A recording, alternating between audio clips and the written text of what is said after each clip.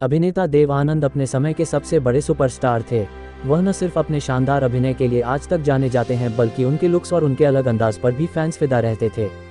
बताया जाता है कि बॉलीवुड के सदाबहार और सबसे हैंडसम एक्टर्स में से एक रहे देव आनंद के लिए खासतौर पर लड़कियों में एक अलग ही दीवानगी देखने को मिलती थी। अपने स्टाइल, लुक्स और दमदार अभिनय से हर किरदार में जान डाल देने देव आनंद का 26 सितंबर को जन्मदिन होता है। वह भले ही आज इस दुनिया में न हो, लेकिन फैंस के दिलों में अब भी जिंदा हैं।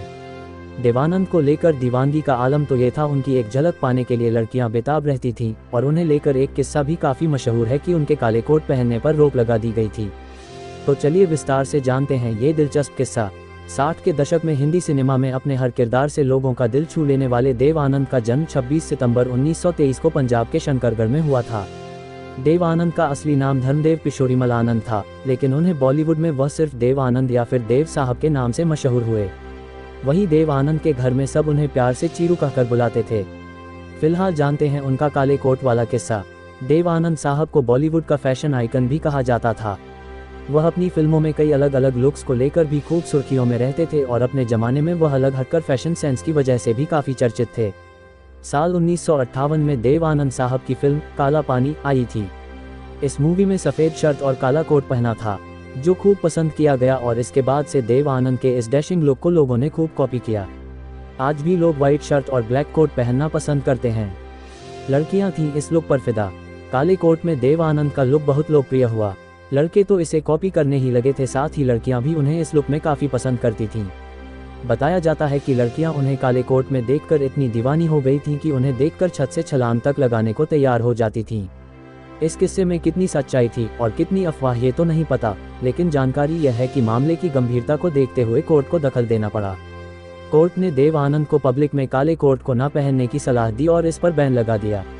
अब अगर कोर्ट ने भी ऐसे मामले में दखल दी होगी तो इसमें कहीं न कहीं सच्चाई तो रही ही होगी।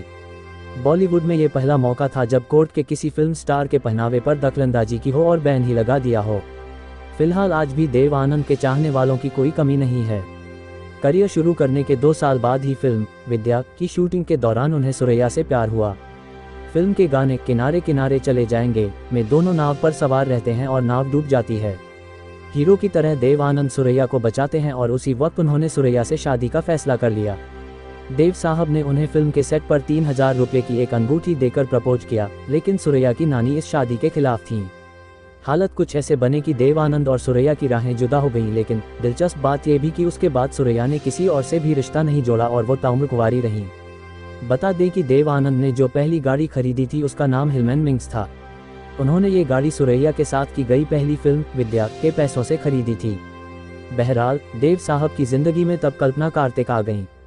दरअसल गुरुदत्त की पहली फिल्म बाजी में देव आनंद और कल्पना कार्तिक की जोड़ी को लोगों ने खूब पसंद किया। इसके बाद दोनों ने कई फिल्में साथ की, जैसे आंधियां, टैक्सी ड्राइवर, 9-2-11। इसी दौरान दोनों के बीच प्यार हुआ और फिल्म टैक्सी ड्राइवर के बाद दोनों ने शादी कर ली। क्या आप जानते हैं फिल्म ज्वेल थीफ में उन्होंने जो कैप पहनी थी वह कोपेनहेगन से मंगवाई गई थी। सुबोध मुखर्जी की फिल्म जंगली और नासिर हुसैन की फिल्म तीसरी मंजिल के लिए पहली पसंद देव आनंद थे, लेकिन निर्माताओं के साथ मतभेद की वजह से उन्होंने दोनों फिल्में करने से मना कर दिया। शम्मी कपूर को मौका मिला और वे बन गए याहू स्टार। देव आनंद एक ऐसे अभिनेता हैं जिन्होंने बिग बी को छोड़कर हर बड़े स्टार के साथ काम किया। अमिताभ बच्चन जिस जंजीर फिल्म से स्टार बने उसके लिए पहले देव आनंद को अप्रोच किया गया था। जून 1975 में तत्कालीन प्रधानमंत्री इंदिरा गांधी ने जब देश में आपातकाल लगाने का ऐलान किया तो देव आनंद ने फिल्म जगत के अपने कुछ दोस्तों के साथ मिलकर उसका पुरजोर विरोध किया था। बाद में जब आपातकाल खत्म हुआ और देश में चुनावों की घोषणा हुई तो उन्होंने अपने प्रशंसकों के साथ जनता पार्टी के चुनाव प्रचार में भी हिस्सा लिया। बाद में उन्होंने नेशनल पार्टी ऑफ इंडिया के नाम से एक राजनीतिक दल की भी स्थापना की, लेकिन कुछ समय बाद उसे भंग कर दिया। उसके बाद भले ही वह राजनीतिक रूप से सक्रिय न रहे हों, लेकिन समय समय पर विभिन्न राजनीतिक मसलों पर अपनी बेबाक राय रखते रहे। देव साहब की फिल्म हरे राम हरे कृष्ण में उनकी बहन का रोल करने के लिए कोई स्थापित अभिनेत्री तैयार नहीं थी। कई नई लड़कियों के स्क्रीन टेस्ट के बाद भी उन्हें मन मुताबिक चेहरा नहीं मिल रहा था। उसी दौर में एक दिन वे एक पार्टी में जीनत अमान से मिले। वे मिस एशिया का खिताब जीत कर आई थीं। देव साहब उनसे बातचीत कर रहे थे कि जीनत ने उन्हें हैंडबैग से सिगरेट निकाल कर दी। उनकी यही अदा देव साहब को भा गई और उन्होंने जीनत को अपनी फिल्म के लिए साइन कर लिया। सभी जानते हैं कि मोहम्मद रफ़ी ने देव साहब की बहुत सारी फिल्मों में उनके सदाबहार गीतों को अपनी आवाज़ दी है।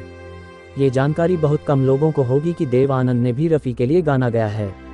इन दोनों ने वर्ष 1966 में बनी फिल्म प्यार मोहब्बत में साथ में गाया था। देव आनंद ने एक बार 31 जुलाई को रफ़ी की पुण्यतिथि पर आयोजित समारोह में लोगों से इस राज को साझा किया था। उन्होंने बताया था, मैंने कभी गाना नहीं गाया, लेकिन रफ़ी के गाने प्यार मोहब्बत के सिवा ये ज़िंदगी क्या ज़िंदगी में जो हुर्रे है वह मेरी आवाज़ है, मैंने बस उतना ही गाया। 4 बार फिल्म फेयर पुरस्कार जीत चुके देव आनंद को भारतीय सिनेमा में उल्लेखनीय योगदान देने के लिए वर्ष 2001 में भारत सरकार ने प्रतिष्ठित पद्म भूषण सम्मान से नवाजा। अगले ही साल यानी 2002 में उन्हें सिनेमा का सबसे बड़ा सम्मान दादा साहब फाल्के पुरस्कार प्रदान किया गया। ऐसे ही लोग लाखों लोगों के दिलों पर राज करते हैं। 1946 से 2011 तक देव आनंद सिनेमा की दुनिया में सक्रिय रहे और 88 वर्ष की उम्र में उन्होंने अपनी आखिरी फिल्म चार्जशीट में काम किया था। 4 दिसंबर 2011 को हिंदी सिनेमा के इस दिग्गज सितारे ने लंदन में अंतिम सांस ली। अपने अंतिम समय तक वो लगातार सक्रिय रहे और उन्हें मीडिया ने एवरग्रीन स्टार कहा। ऐसे एवरग्रीन स्टार का आपको कौन सा किस्सा अच्छा लगा, हमें कमेंट करके ज़रूर बताएं। आपकी कोई राय हो, सुझाव हो तो हमें ज़रूर बताएं। और ऐसे ही बेहतरीन वीडियो को देखने के लिए मेरे चैनल को सब्सक्राइब करें। मिलते हैं अगले वीडियो में।